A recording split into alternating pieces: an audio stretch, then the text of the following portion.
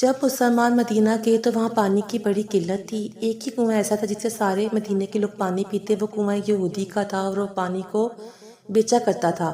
مسلمانوں کے پاس اتنے پیسے نہ تھے کہ سارے مسلمان وہ پانی پی سکتے۔ حضور صلی اللہ علیہ وسلم نے ارشاد فرمایا، جو بھی اس کنویں کو خریدے گا میں اس کو جنت کی بشارت دیتا ہوں۔ حضرت عثمان غنی یہودی کے پاس گئے اور فرمایا، یہ کنواں مجھے بیچ دو، تو وہ یہودی بیچنے سے انکار کرتا رہا۔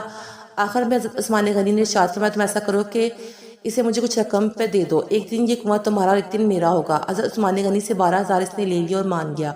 ہر دوسرے دن جب مسلمانوں کی باری آتی تو آپ سب کو مفت پانی پلاتے اور فرماتے کہ دوسرے دن کا پانی بھی جمع کر لیا کرو۔ اس سے یہ ہوتا تھا کہ یہودی کے پاس کوئی پانی خریدنے نہ جاتا۔ آخر میں وہ یہودی کہنے لگا کہ 23,000 دے دو اور یہ پورا کنواں لے لو۔ آپ نے وہ رقم اسے ادا کی اور پورا کنواں خرید لیا۔ تو آپ صلی اللہ علیہ وسلم نے فرمایا کہ حضرت عثمان غنی نے اللہ سے تجارت کر کے اپنے لیے جنت خرید لی ہے۔